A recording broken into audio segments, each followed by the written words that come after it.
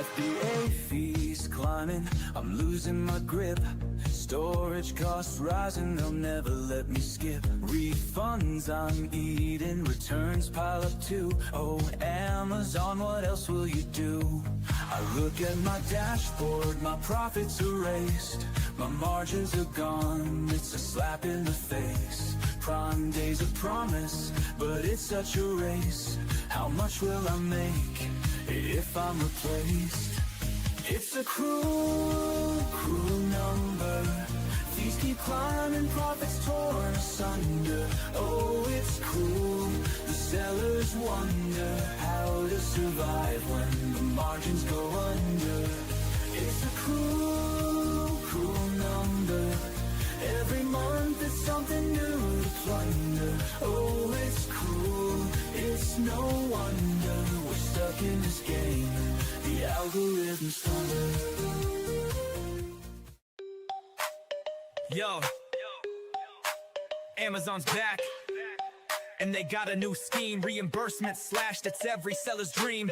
They're digging deep, taking more from the pot. Let's break it all down, expose what they got. March 25, it's a policy drop. They say manufacturing costs, but we know it's a flop. Give us your cogs, they're demanding the price.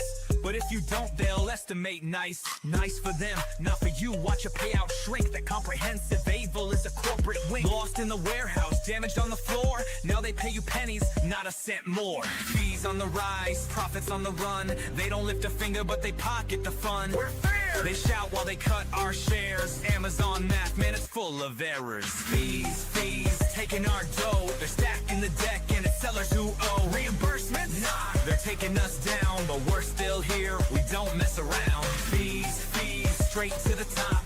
Amazon's game, it'll never stop. Margins tight, but we keep the grind. Sellers unite, we're one of a kind.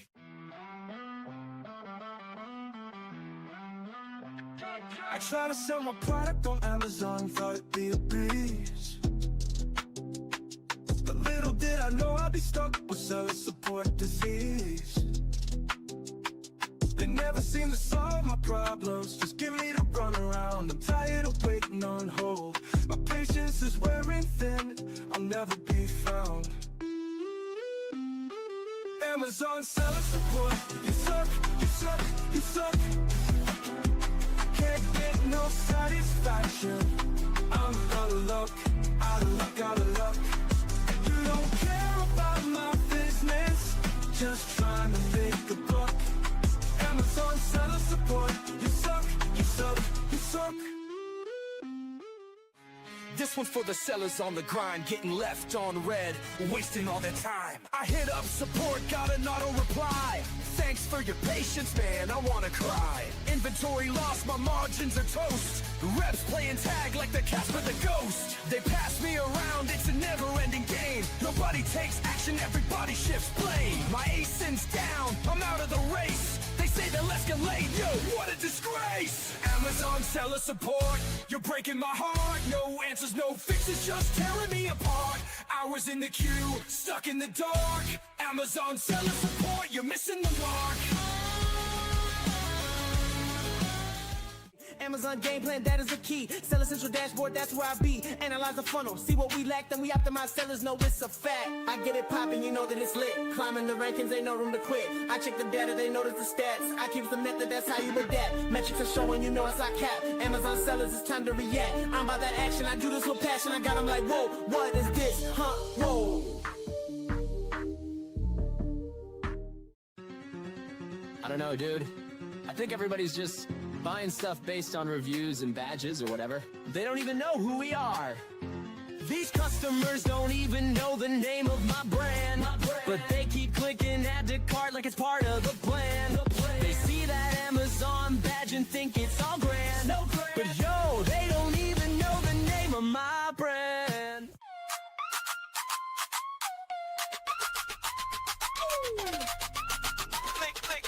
Click, scroll, build your store. Amazon's waiting, what you waiting for? Brand it loud, make it shine. Steven's here to drop the rhyme. Tiles, banners, plug and play. Your storefront's live, let's sell a day. Now listen up, I'm Steven Pope.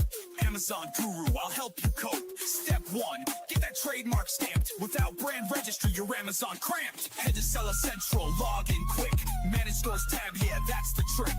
Upload your logo, flex that style. You're about to make Jeff Bezos smile. Where pick a template, marquee or grid. Drop your tiles like a branding whiz. Hero image, big and bold. This store's gonna glitter like digital gold. Flex, grow, build your store. Amazon's waiting, what you waiting for? Brand it loud, make it shine. Steven's here to drop the rhyme. Blue tiles, banners, plug and play. Your storefront's live, let's sell today. Yo. In the trenches of the Amazon game, trying to survive while it's driving me insane. Nobody warns you, they just claim it's passive income. Nah, it's pain. I'm sitting at a birthday, laughing, chilling, next to a newbie Amazon seller spilling. She's like, Prime so smooth, it's a killer. Then tried to sell, now she's stuck in a thriller. Finding products, yeah, that's the first grind. Scrolling Alibaba, losing my mind. Sample suck, manufacturers decline. I'm like, dang, how's anyone doing this fine? Ship it in, pay for the bubble wrap, but they ship glass bottles in padded crap. Now I got hot sauce leaks, refund stacked, customers pissed. Man, I'm under attack. Amazon's a beast, it's a fight, no peace. From SEO to PPC, the hustle don't cease. Think it's passive? Nah, you better increase your tolerance for chaos or face defeat. Trademark wars, brand registry's a scam. They banned my brand, now I'm in a jam. Listings yanked, products ranked and tanked. Lost dogs in the catalog, my account shanked. Now let's talk ads, it's a rabbit hole. 1,000 hours deep, man, it's taking my soul. Weekly negations, bulk sheets for control. Excel's my new weapon, but it's taking its toll. SEO's no joke, keywords in the game. Alt text, A+ content, playing insane. Lifestyle shots, avatars for fame, but the CTR's low, all products look the same. Amazon's a beast, it's a fight, no peace. From SEO to PPC, from SEO to PPC, the hustle don't cease. Think it's passive? Nah, you better increase your tolerance for chaos or face defeat. Let's go to Mac School. To Mac School. Class is now in session with Professor Pope. They got the SOP, cause Professor Pope wrote the recipe. Helping Amazon sellers grow sales exponentially. Amazon's a jungle, but we map the strategy. Brand strategist playbook, it's a guide to victory. Troubleshooting catalogs, you know we got the answer key. Boosting all your rankings, turning sales into a legacy. SOB so deep, you think we studied at Mac School. Every step we follow leads to growth, yeah, it's a golden rule. Stuck on keywords, we'll find the ones that work the best. Using Helium-10, strike distance keywords pass the test. Incremental indexing ensures the listing set to rise. From the back end to the bullets, optimization hits the skies. Brand store creation, yeah, we make it shine and flow. A+ content design makes conversions overflow. Need your images on point, best practices in the plan. All text and photo rules ensure your visuals command. SEO meets PPC, it's balanced, every step aligned. We'll construct the MKLs that drive rankings over time. Budget caps and bid adjustments, no more wasted spending. Segmentation builds campaigns that sellers can defend. Got a hijacker, no problem, we'll file to take them down. Review requests in action, 5-star ratings come around. Flat file updates, market share reports, it's all in reach. Professor Pope wrote the SOP so sellers learn and teach. Meanwhile, my Amazon guys on the case, fixing up my problems at lightning pace. Ticket escalations, Mag's the boss. Even Amazon says we'll take the loss. Seller support don't know what's up. Passing the buck when the issue gets tough. They're the official team, but they can't comply. So they say, reach out to my Amazon guy. They're supposed to be the pros, but they can't decode policies and tools from their own damn road. I'm paying fees, yet they bring me stress. But Mag turns my chaos into pure success. Seller support reps, they throwing shade, but then admit, yo, Mag will get you paid. Third-party agency taking the throne while Amazon fumbles in their own damn zone. Seller support don't know what's up. Passing the buck when the issue gets tough. They're the official team, but they can't comply. So they say, reach out to my Amazon guy. So here's the truth, let's keep it real. Mag's the team with the pro-level skill. Amazon sellers, you know the vibe when support says call Mag. They'll give you peace of mind. Amazon seller support, you can suck my image stack. Sucking is all you're good at anyway. Bezos, hit me up if you want to sell seller support. I'm buying.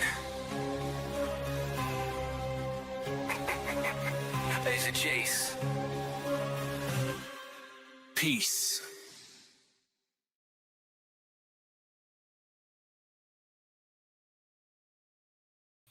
Sorry about that. If you want to talk Amazon PPC, you're in the right place. My mic was muted, but I am Kevin from My Amazon Guy. I'm the marketing and partnerships guy.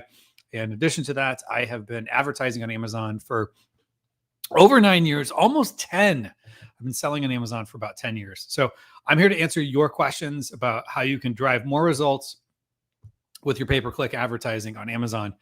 And this will be a fun one. So I'm just curious, where's everybody joining us from? So if you don't mind, in the chat, just put where you're joining us from. We'll get into your questions, both PPC related, how you can maybe get more clicks, more conversions, and really optimize your listings in a way to get you more traffic, more sales, more ranking, all that fun stuff. So if that's something you're interested in, you're definitely in the right spot. So, all right. So we got Adam joining us from England.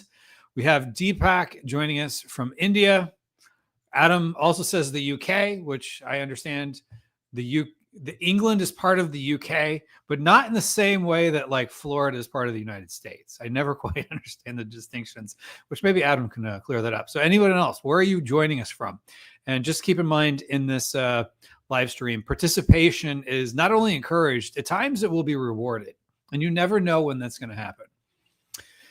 All right. So Zahid says Pakistan.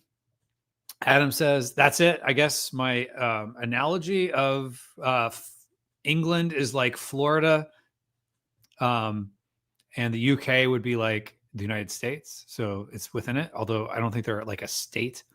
At least I don't think England is a state in the same way that Florida is a state. But anyway, we base a lot of our laws in the United States off of English common law. So it probably makes a lot of sense if you understand the English law. All right, so then we got Sadiq, AMZ LLC, joining us from Pakistan. GTIN Exemption is joining us from Brazil. That's quite the name. So for those who aren't familiar, if you're brand registered, you can get a GTIN exemption, so you don't have to have like a UPC barcode for your products if you're selling them on Amazon. That's interesting. That's your screen name. I love that. All right. And then we'll get to some questions. I'll get to this question here in just a minute. But everybody who said that or told me where you were from, go ahead and do this. Email podcast@myamazonguy.com. So podcast, singular, podcast at myamazonguy.com. And just let them know that Kevin promised you a free, no strings attached, mag school course valued at $100.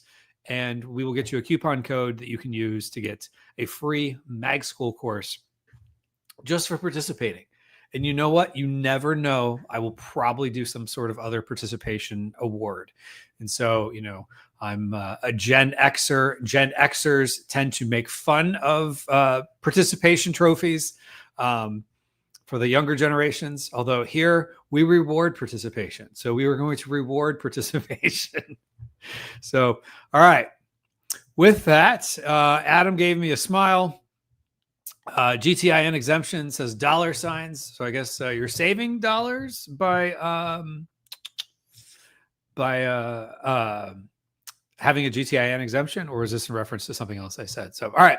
So I'm going to go ahead and get into the questions. If you've never been on our live stream, generally speaking, I get to the end and I have to say, oh, I'm so sorry. I ran out of time. And I don't get to everyone's question, and I feel bad. I don't want to feel bad about not getting to your question. So if you want your question answered, I want to answer it for you, but you got to do one thing for me. The best thing to do is ask it now, because I go, for the most part, somewhat in order. Although if someone's like dropping 5 questions, oftentimes I'll go around, try to get other people's questions. But it's kind of like if you've ever been in high school or college or somewhere else, and the teacher, presenter, whatever says, hey, did anyone have any questions? Then what happens? Everybody kind of like looks around the room. Nobody asks any questions. Then when you get to that point where they ask questions, then there begins to be this momentum. And at the end, it's like everybody's got their hands up when they run out of time. So dropping your question in the chat, and I can see it. Doesn't matter if you're on Facebook, you're on YouTube, LinkedIn, wherever. I see your comments, your chats. So drop that question in there and I'll get to it. So the sooner you ask it, the more likely I am going to answer it. And I want to be able to help you guys out as much as I possibly can. So, all right. Abanoob says, disappointed, just joined. Well, you got to be here on time if you're talking about the giveaways, but I'll be doing more giveaways as time goes on. So, all right. So I'm going to get to some more questions here. What do we have here? Sadiq says, can you please explain your Amazon PPC specialist internship? Thank you. Yes. So we have a variety of positions here at My Amazon Guy. I can't speak to every single position we have, but we do have PPC specialist. We'll probably have an internship, whatever it says. You can always go to myamazonguy.com/jobs. Look and see what we have there.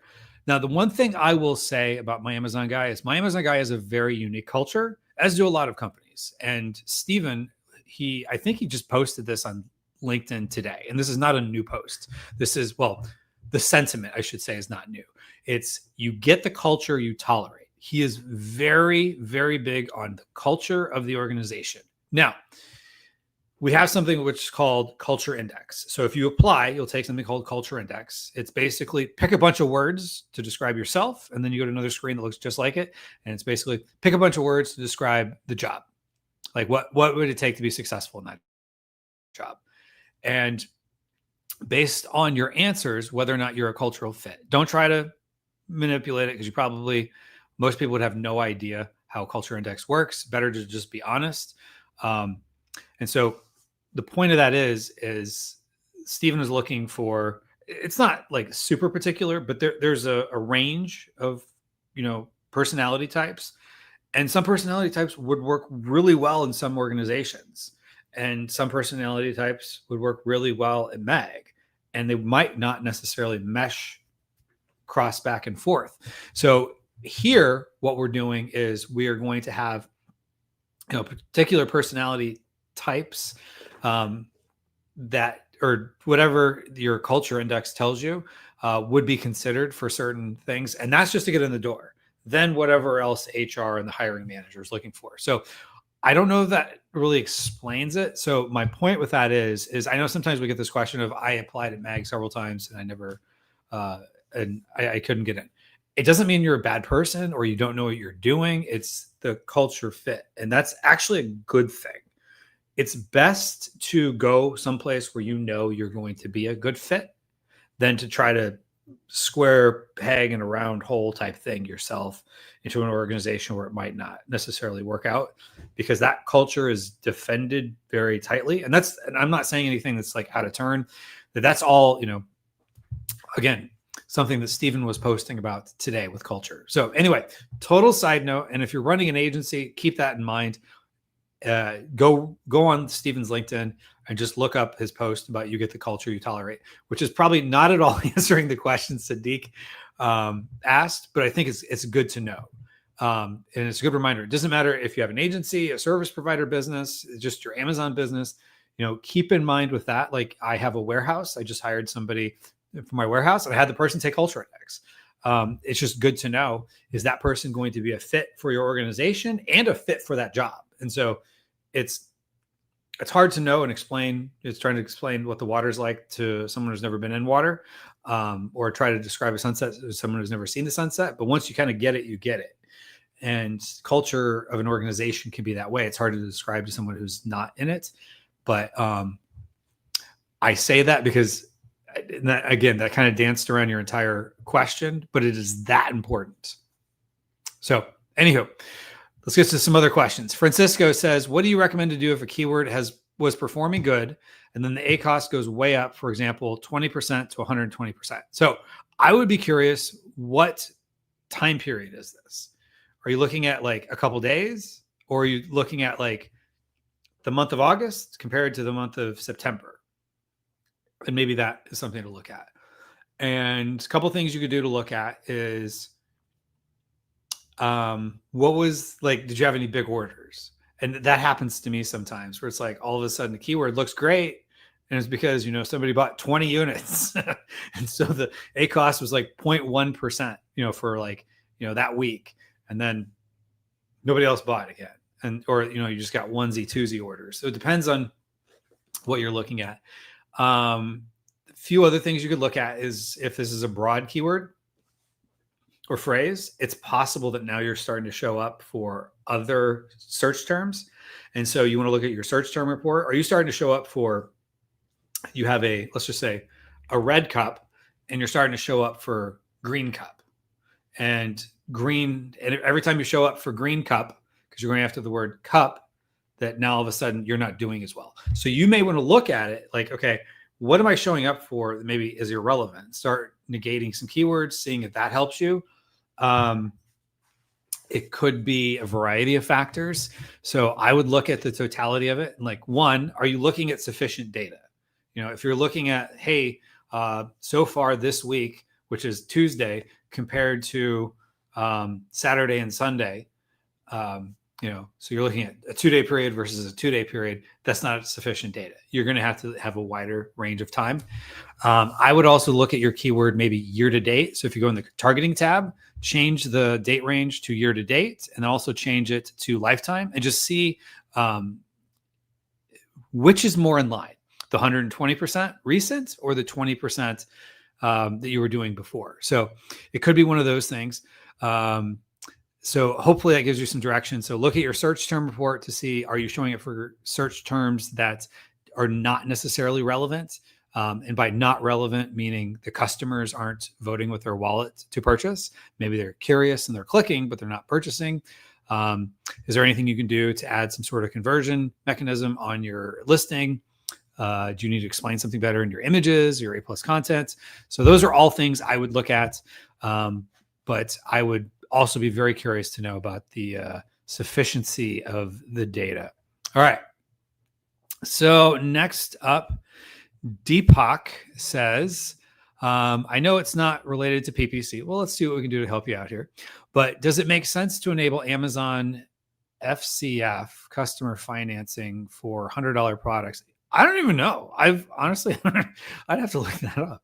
I should probably know that. Does it help increase conversion, or is there a way for Amazon to rip sellers off? Honestly, I don't know. I'd have to look that one up. We'd have to have an answer for you on that one. Amazon keeps coming up with new programs. And so maybe it's for $100 plus products, and I don't sell $100 plus products, and I'm not familiar. So I would just say, like a lot of things on Amazon, they're worth testing. Sometimes you don't know. Now, I don't know if that's Amazon is, financing this, or if you are the bank. So if you're the bank, then that would kind of suck if you're not getting paid until the customer pays. I would imagine it's probably more of a Amazon. If Amazon is the bank, meaning Amazon pays you, and then the customer is basically paying back Amazon, or is the customer paying essentially you in installments? I don't know. So I would look at that and, your cash flow. Now, could it be worth it even if you are the bank? If you get, let's say, 5% of your orders, or you get, let's say, a 5% order bump, and all of them are taking this, and it's not really affecting your cash flow otherwise. If it's getting you new sales that you wouldn't have gotten, and that's inventory that probably would have just sat on the shelf. So it's almost like if you have, let's say, 120 days worth of inventory, and anything you get additional is really coming off the back end of that. So stuff that would have sat there longer is going to sit there shorter period of time. So even if you're getting paid over time, you would still essentially be getting paid up front sooner than you would have. That's only if it brings in incremental sales that are additional to what you're already getting. So is it worth testing? Sure. And if you don't like it, get out of it. But I don't know the terms enough of it to find out or to tell you adequately. So hopefully that helps. But those are things I would consider if I was thinking about it. All right. Another question here from Sadiq AMZ says, I took your PPC course, which you can always go to mag-school.com and you can sign up for our PPC course. And during the keyword research in Cerebro, you applied several filters like ranking, competitor count, search volume. Could you explain in detail the purpose and logic behind each filter? This part was missing from the course. All right. So from a grand scheme of things, what you're trying to do without getting too much in the minutia, everyone else is like, what are you talking about here? Just for the sake of everyone, what you're trying to do is figure out relevancy.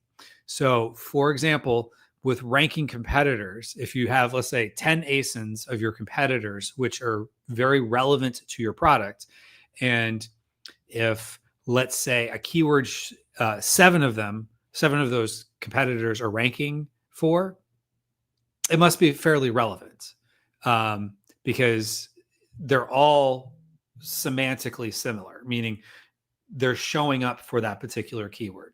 Now, if you have one or two, it's theoretically less relevant. It doesn't mean that they're not relevant, but maybe there's some other factor. Like, for example, you have plastic cups and yours are red, but the keyword is blue plastic cup. That's not going to be relevant to you. But if it's red plastic cup and there's only 2 ranking competitors and the other 8 competitors don't have red cups, they just have cups, then that would be something you might want to look at, because that could be a good, potentially, whether it's a long tail keyword or just a very specific keyword, that would go after. So theoretically, the fewer ranking competitors, as long as you have good comparison of competitors you're trying to go after, the more ranking competitors, more competitors that show up and are ranked for that keyword, the more theoretically relevant it is. Although the caveat to that is it's also more competitive. So just keep that in mind. All right. Then next up, Noah says, what are your opinion on goal-based bidding software like Perpetua? So here at MAG, we don't use any software, believe it or not.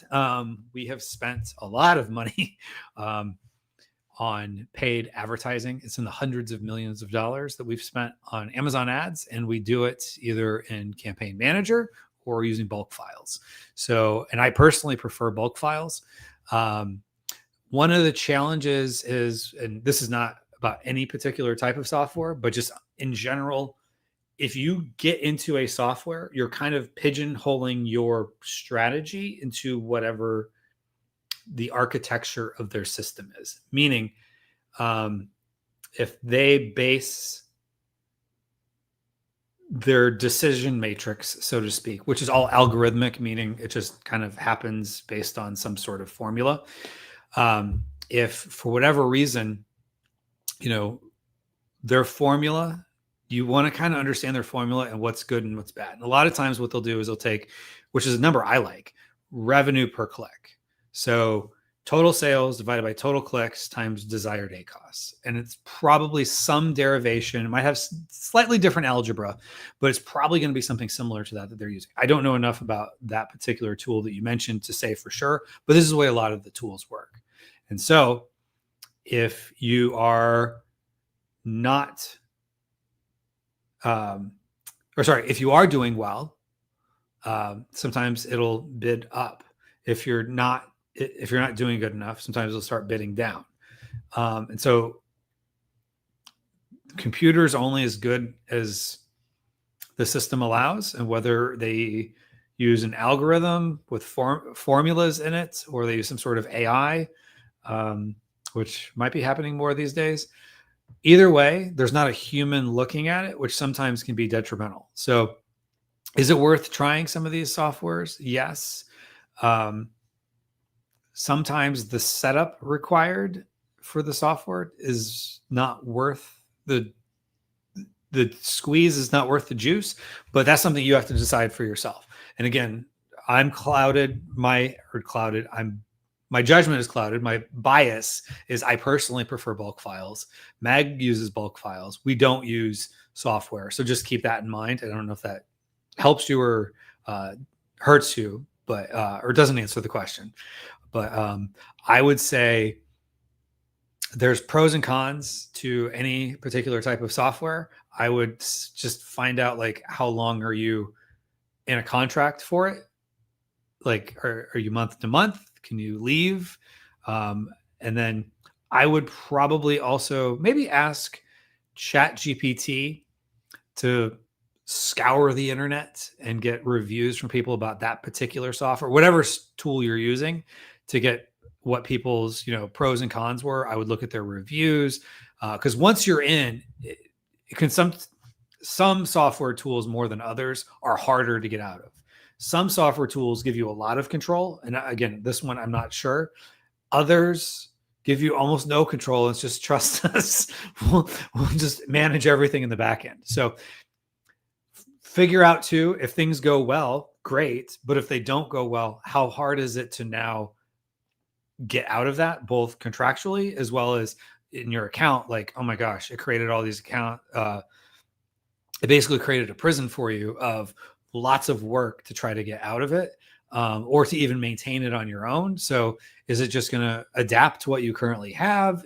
What value does it add? And then if things don't work out, how hard is it to escape, both contractually and with your account? So my 2 cents. All right, next up, Azane says, "Hey Kevin, I have I have many questions. You asked a lot of questions, which I appreciate. I will do my best to get to as many of them as possible. But you have a few questions. So as a reminder, if anyone has questions, feel free to drop them into the chat. And if you have lots of questions, you can always ask them. But if you ask a lot of questions, I will probably be bouncing around. But I'll get to that here in just a sec. And then I just want to acknowledge here, Noah says, fair points, thanks. Yeah, I'm glad that was helpful for you. So, all right, next up, back to Azane. Says, after 1.5 months of good spend and data, I've seen that a handful of keywords get sales, roughly 8%, with many that don't. Is this a pretty normal distribution? It's hard to say. You're probably going after a lot of long tail keywords, maybe some keywords that aren't spending any. 1.5 months may or may not. When you say a good amount of spend and data, that is a very relative term. I would be curious to know what that means. You don't have to say the exact numbers, but I would say you're still in a learning phase if you're talking about 1.5 months.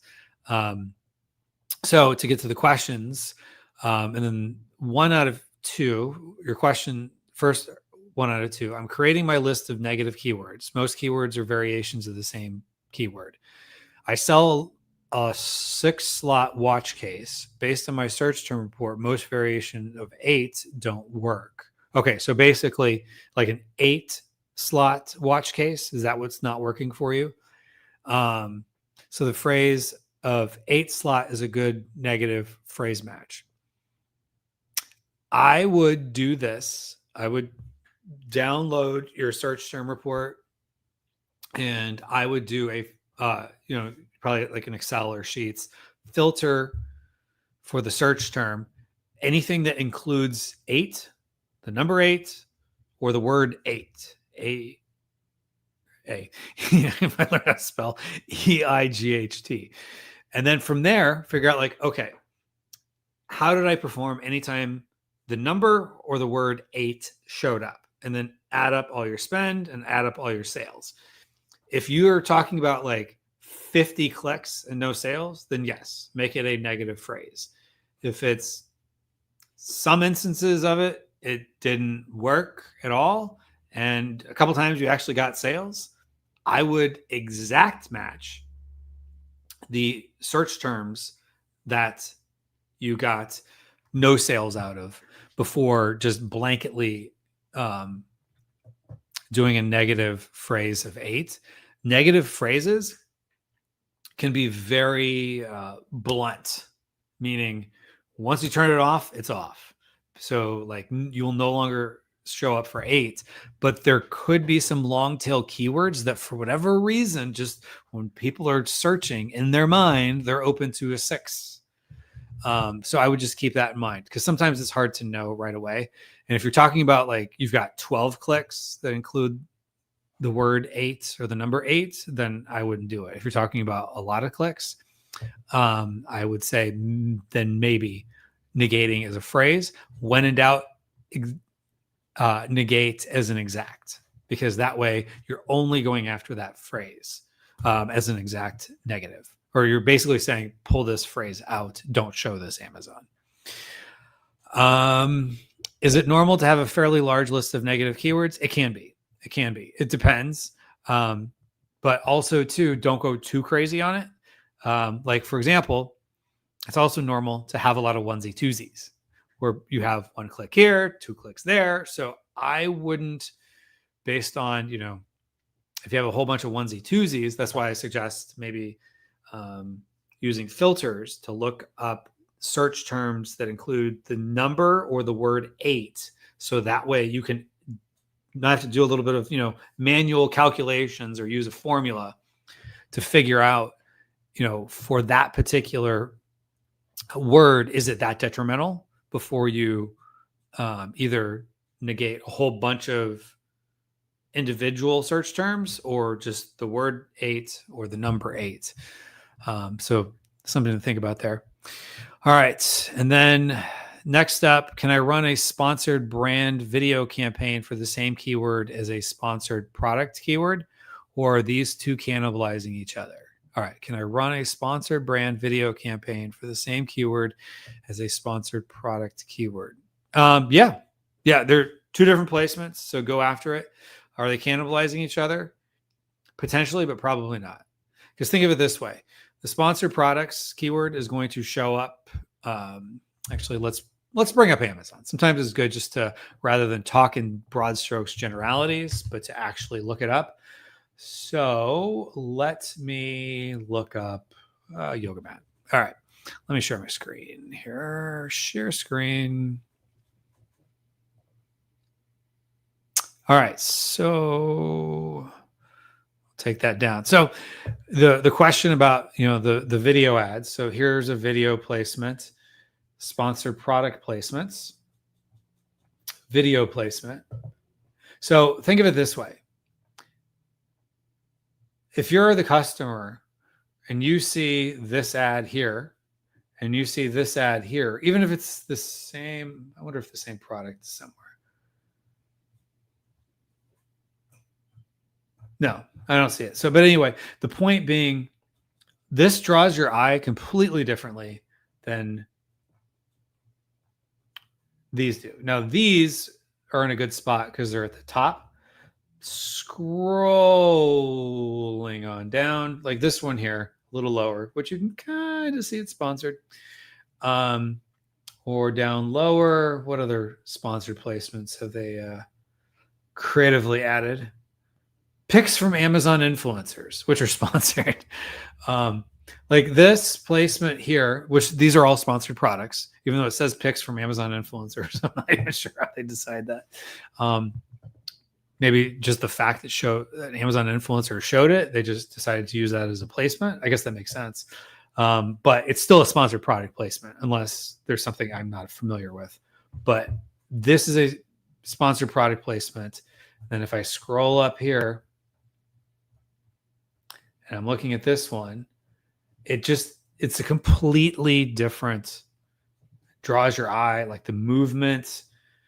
Yeah, this is kind of like, you can kind of have the main image draw your eye, or, the listing information, like the title, the price, the reviews, all that kind of draws your eye as well, but not to the same extent as, this is much different down here. And then the video is what really catches you. So I would say you're not cannibalizing, because the person that clicks on this is probably not going to click on, let's just pretend that even if they're like next to each other, let's pretend like these are the same product. They're likely not going to click on this product over this product if they were someone who would have clicked on a video ad. And then if they click on this, they probably weren't even paying attention to the video ad. So I would say you're probably going to catch two different audiences of people. So I would look at it that way. And I wouldn't worry about the fact you're going after the same keyword. You're giving yourself 2 bites on the apple. So more real estate on, especially if it's on page 1, the better. All right. Next up, Abanoob says, can I judge a campaign if I've never run it continuously, but turning it on and off manually every day at certain times? Or should I run it 24/7? Yeah, run it 24/7. So why are you turning it on and off at certain times? like would be my question. You're trying to do like your own kind of day parting. I would give yourself data, because the hard part is, like, most of the time with day parting, it works if you have lots of data and a really, really heavy ad spend.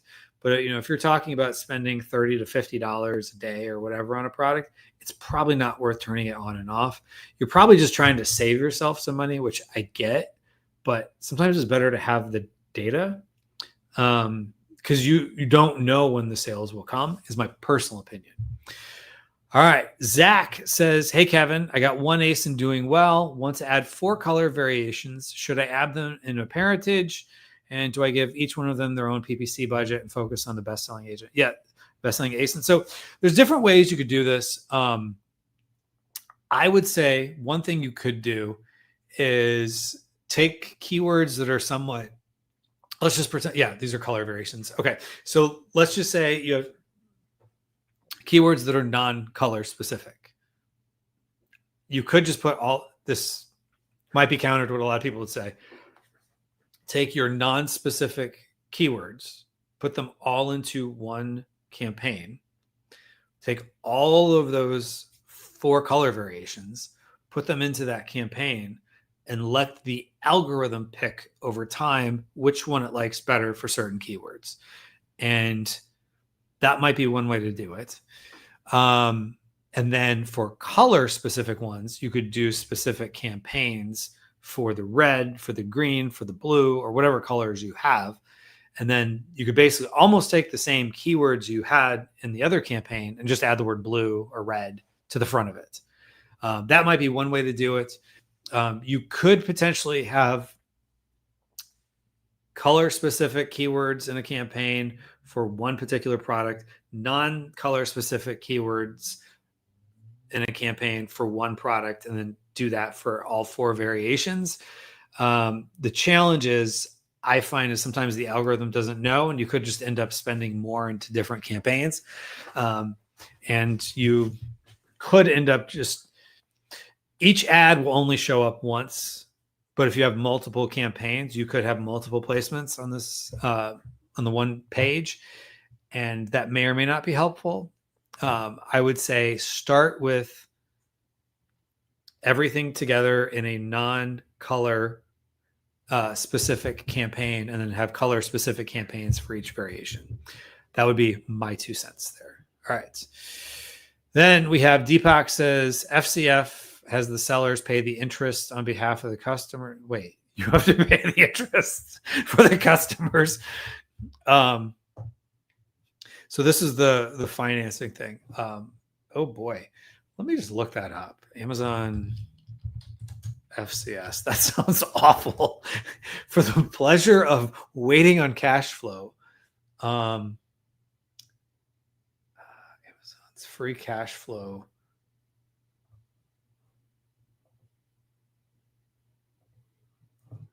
Yeah, let's take a look at this together here. So, all right. So, scrolling on down.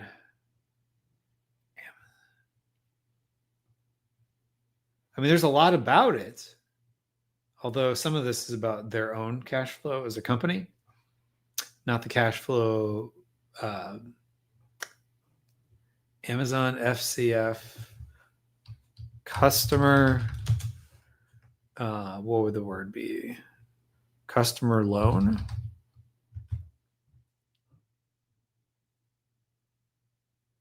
Oh, flexible customer financing program. All right. So how the program works. Program fees. Orders for multiple products.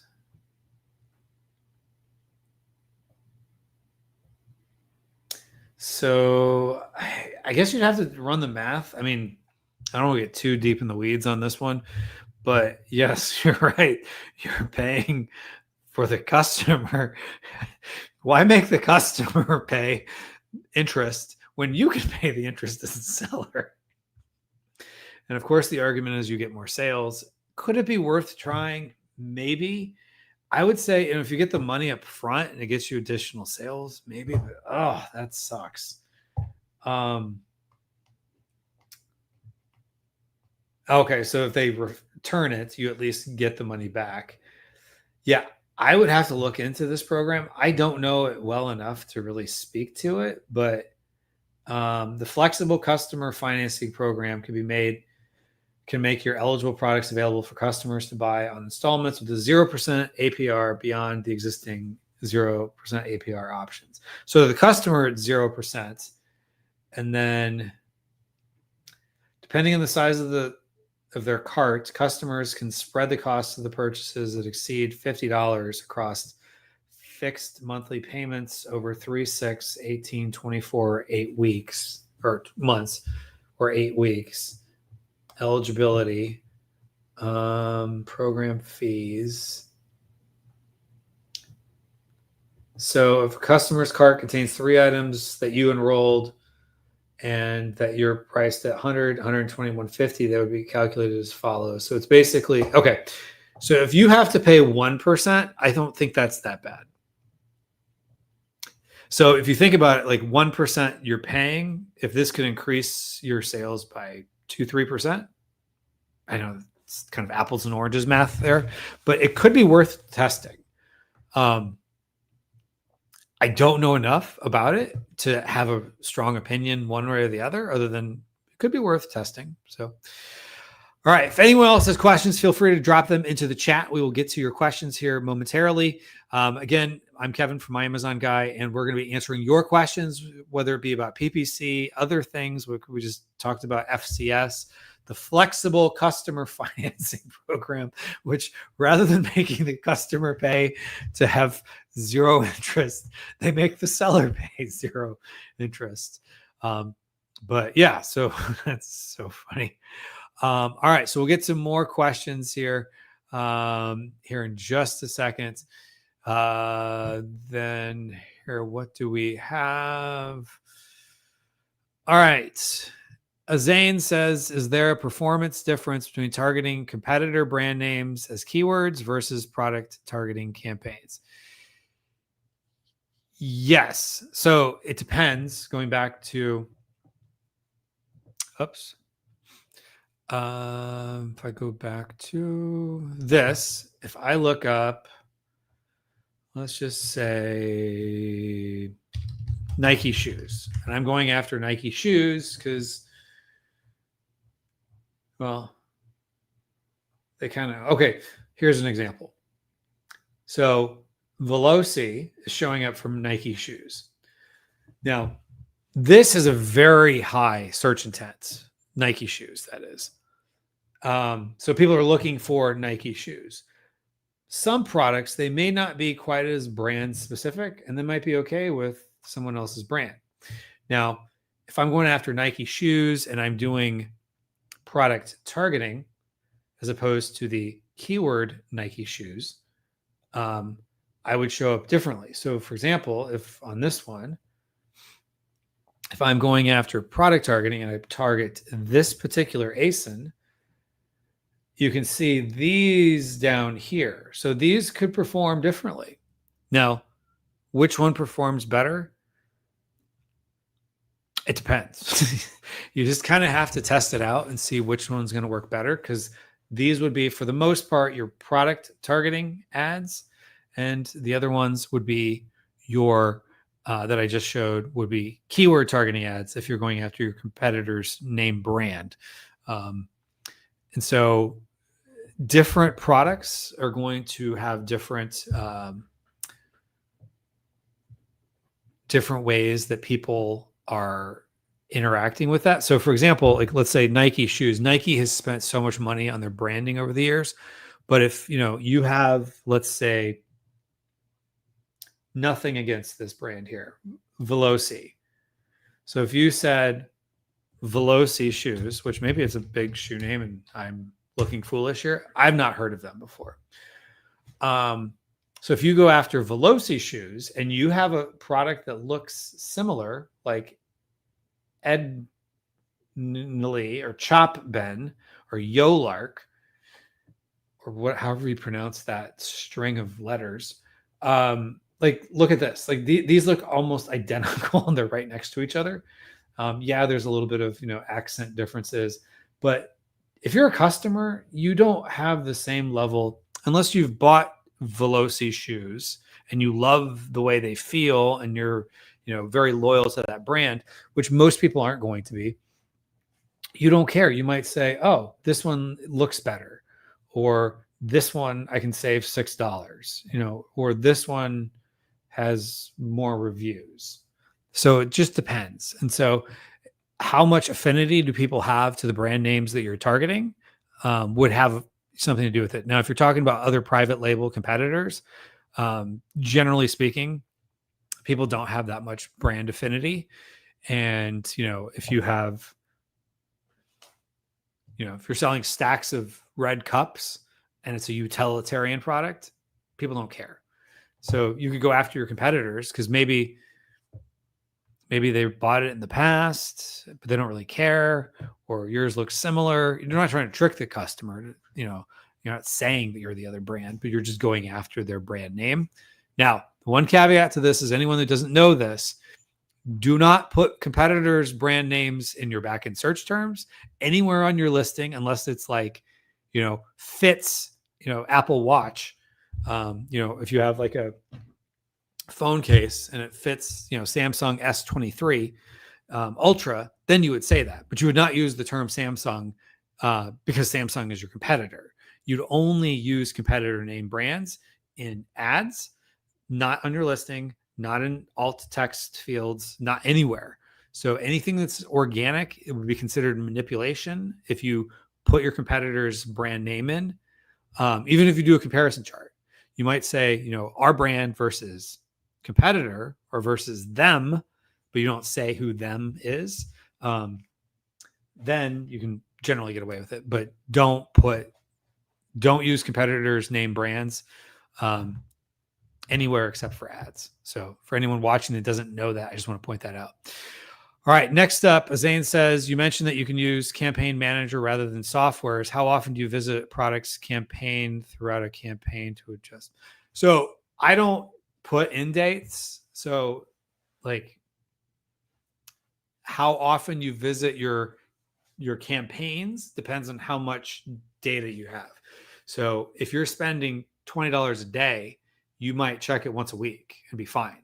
If you are spending $500 a day, you might want to check it daily. It just depends. You just need enough data to make it worth your while to check it. Now, the one thing I would say about if you're using Campaign Manager, if you have, one product and 3 campaigns, it can be very easy to manage. If you have hundreds of products and thousands of campaigns, don't try to do everything in Campaign Manager. Learn bulk sheets. The sooner you learn bulk sheets, the better. You can create formulas with them. You can, sort and filter and all this fun stuff to find, where are you bleeding keywords. You can do everything you need to do quickly. It just takes a little practice to learn. But once you learn bulk sheets, it's life-changing. And I don't say that lightly because Campaign Manager, you click on the campaign, you click on the ad group, you click on the targeting to get to your keywords or your targets, I should say, to get to your keywords. So there's a lot of clicking around to get to it. And then if you want to, you're looking at Amazon's recommendations for bids as opposed to coming up with your own formulas. And so you can't create your own formulas in Campaign Manager the same way you can in a spreadsheet. So learn if I can give everybody one little takeaway. If you do not already know how to use bulk sheets, learn it. There's tons of tutorials. I'm pretty sure we have some tutorials on this channel. Make sure to check them out. Excuse me. All right. So next up, Joni says, hi, Kevin from San Diego. Thank you for joining us. Just found you live and have no questions yet. We'll stay tuned. New seller, almost ready to launch our first ad campaign. Thanks for the info. Well, let's do this. Since you're a new seller, you're very enthusiastic. I said I'd reward participation. I'm going to reward you for participation.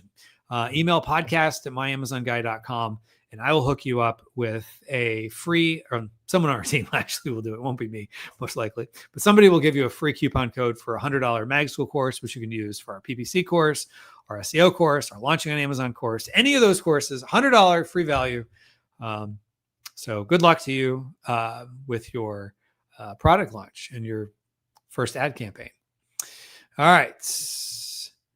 Zane says, thank you. This is so helpful. Well, I'm glad I could help you out. In fact, I'll give you a coupon too. So Zane, email podcast at myamazonguy.com and I'll hook you up. Well, we will hook you up. I'm now hooking you up with, then someone else is going to fulfill it, with a free mag school course valued at $100. And then Abanoob says, on certain times it only spends without sales. Yeah, you could do a little bit of the day targeting, or day parting, which I would look on our website for that. I would focus on, I wouldn't spend a lot of time manually turning it on and off. I might play around with day parting, look into the day parting strategies in some of our videos that we have on this channel, which would be more instructive than would make sense to go through right now. But that would be my recommendation to you. And to help you out, I'll also give you a $100 mag school course valued at $100. $100 mag school, a mag school course valued at $100. We'll get you a free coupon code. Just email podcast at myamazonguy.com and just say, Kevin promised me a free mag school course. And just keep in mind, folks, we can always watch the replay to confirm that Kevin did promise that. Zach says, thanks, Kevin, for the help. It's definitely a good idea to run ads on various variations and just let them rely on the parent to do the traffic legwork. So if you keep this in mind, you're not really advertising the parent. The parent is just a holding. So I keep going back to my cup. The parent is just a cup. The ice cubes in here are the variations. You're advertising the variations, not the cup itself. But Amazon, when it's showing the ad, if you're advertising, let's say, for the term chip clip, and you've got different color variations, it's going to decide, is it going to be the clear one, the red one, the blue one, whatever.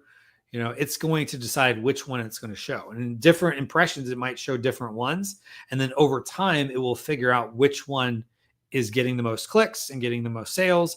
And that one will just kind of rise to the top and just on its own, or I use the term loosely, organically, just, on its own, it will become the one that gets shown the most in ads. And so it will prove itself. So the rising, or the cream will rise to the top on its own. So that's kind of what it's doing, because it's not the parent itself. The parent technically isn't even a product. The parent is just a holder, which sounds kind of weird, because you might be thinking of like the parent is the primary one, and you might even title the parentage, the family, as based on your top seller. But it's technically you're running ads on the children. All right. Kazar says, if you are a beginner, then how should you optimize campaigns? So good question. We've got lots of videos to help you with more specifics, but just to give you a quick little rundown at the end of the day, you are going to learn your search term report, look at your bulk files, and figure out, using those, I would say, your two primary reports, and even your search term report is technically even on your bulk file. Figure out, when you need to raise a little bit, when you need to decrease a little bit, and don't freak out. This is a new person thing. I remember when I was new, sometimes checking it multiple times a day. It's nonsense. I still check my sales multiple times a day, but I don't go into my PPC campaigns multiple times a day. You need sufficient data to make any sort of decision. And yes, there's gurus who will tell you check every day. Maybe. If you're spending a lot, then maybe check every day, but sometimes that's just overkill. And, it sometimes takes the algorithm a couple days to figure out like, okay, we made this change, we increased the bid or we decreased the bid, and it's trying to figure out, okay, now maybe that shows up in a different placement. So now how is that going to look? And so, it's trying to decide what placement to give it based on that new bid. So sometimes it just takes time to figure things out. So don't freak out is really more than anything on like, oh my God, yesterday was better than today. Well, that's just par for the course. Sometimes you get, people click today and then they buy in 4 days, and you made all these decisions based on 1 day of data, but turns out the 1 day of data was actually better than it looked because people bought it later on down the road, and Amazon has a 7-day attribution window. So don't optimize too quickly. Don't be afraid to optimize. And the flip side too is don't leave good keywords on forever. And I see that the mistake a lot of times beginners will make is like, well, this is a great keyword because it's very relevant, and I'm looking for examples of products I can pull up. It's very relevant, but it's not relevant unless the customer thinks it is, not just because we think it is. And, it had 9 ranking competitors out of 10 or whatever. If you're looking at Cerebro, you want to look and see, what are the customers telling me? If the customers are voting with their wallet, then it is a relevant keyword. Don't keep keywords on forever, especially at high bids, just trying to like get top of search. Because at the end of the day, all advertising does is give you impressions, which gives you the opportunity for clicks, which gives you the opportunity for sales. So if they're not clicking, then you got a problem with your image, your main image. If they're clicking and they're not buying, then you have a conversion problem on the page. So you want to look and see, not just optimizing just bids up and down, but where else in the funnel do you need to make optimizations? All right. Azane Akhtar says, in a sponsored brand video, it seems like I put more than one video in the same campaign. This is a good way to A/B test which videos seem to be working best. Sure, I would say, why not? A lot of times with creatives, kind of like I was saying with variations, one is going to win out over the other as long as you know which one's which. Yeah, I don't personally see a problem with it. Kazir Khalid says, is it enough to change bids according to ACOS for PPC? Yes. So if you have a high ACOS, then maybe lower your bids a little bit. If you have a low ACOS and you want to get closer to the top of page 1, increase a little bit. But I wouldn't go crazy. Like if you're at a $2 bid, or no, let's just use dollar bid. It's probably easier for illustration. I wouldn't just go down to 40 cents overnight. I might stair step it down, like maybe down to 85 cents and then a little bit down, a little bit down. Or if you're at $1 and you think like, oh gosh, I've got a 10% ACOS and maybe I can increase it. I wouldn't double your bid either. I would stair step it a little bit. So incremental. All right. For you, also set a reward participation. So you can email podcast@myamazonguy.com and I will hook you up with a free, or someone will hook you. I keep saying like I'm the one doing it, which is Eleanor. If you're watching, thank you for sending these out. So a person on our team, I want to give a shout out to her, who's the one that generally sends these out to people when they email podcast@myamazonguy.com to get their free course, only if I promised it. So, all right. Next up, Azines Akhtar says, much appreciated. I'm a sponge for all this e-commerce knowledge. So I'm excited for the course. Absolutely. I'm glad. I love the enthusiasm there. All right. Lydia S says, hi, first time on the channel. We have 7 colors, 10 sizes, multiple bundles within our product lines across 100 SKUs. What is the best way to structure PPC campaigns with growth in mind? All right.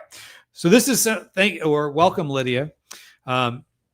Since you're a first timer, I'll hook you up too. Email podcast@myamazonguy.com and someone on our team will give you a coupon code for a free $100 mag school course at mag-school.com. Just email podcast singular at myamazonguy.com. So, all right. So as far as the 7 colors, 10 sizes, multiple bundles, All right, so you've got lots of ways that you're going at this. So you probably have I'm assuming multiple parentages. It's probably not all under one, although you can have color and size variations, which that alone would be theoretically 70 SKUs, just the color and size. And then the bundles, I'm assuming the bundles are probably quantities as well. So it depends on how that is allocated. I would look at starting off with, let's say you have a parentage of, in your case, let's just pretend you have color size variation. So it's cups, you have red, you have 16 ounce, 20 ounce, 32 ounce, or whatever. If we're talking about apparel, it's probably similar to this. Apparel is a beast. I would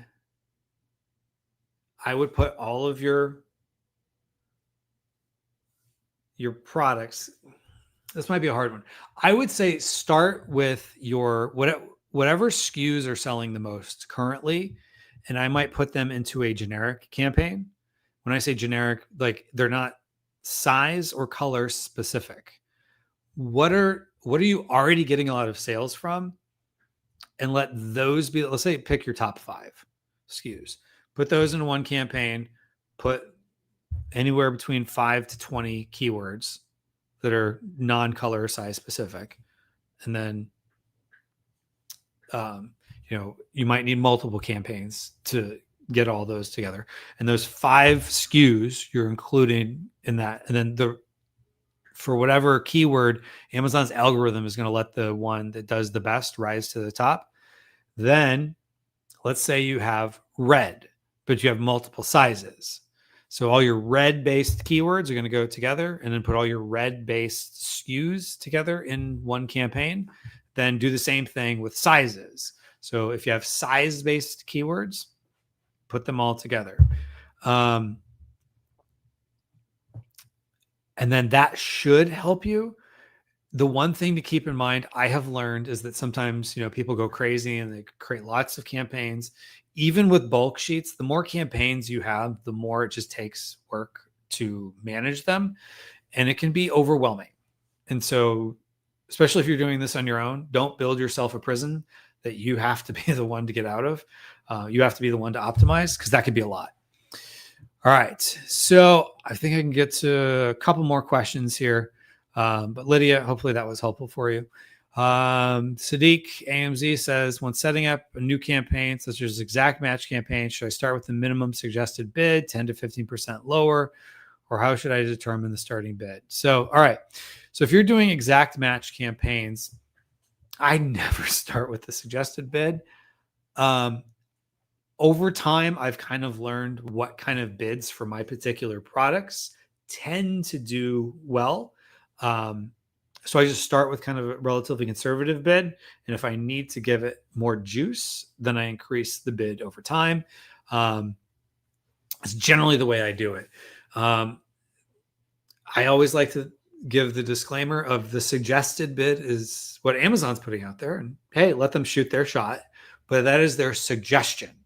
That doesn't mean in order to actually show up, you even have to bid that high. It actually might even be higher. It might be lower. Oftentimes it's actually lower. They kind of overstate the bids, I think. But just keep this in mind with Amazon. They're not in opposition to you, is the way I look at it. Their goals aren't aligned with your goals, but their goals overlap. I don't want to cover the mic. Their goals overlap with your goals, but they're not totally aligned. So they want you to do well. They want you to get sales, because as an advertiser, the more you do well, the more you're going to spend.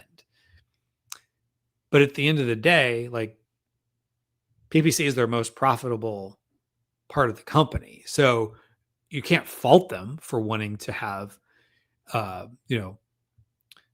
paid ads, bids be a little bit higher. So I think it's kind of baked into, not in a dishonest way, but just is what it is. That sometimes the bids you don't have to bid that high. Now, 10, 15% lower, Sure. I don't have a number I personally would use. But as far as the starting bid, sometimes you just got to pick one.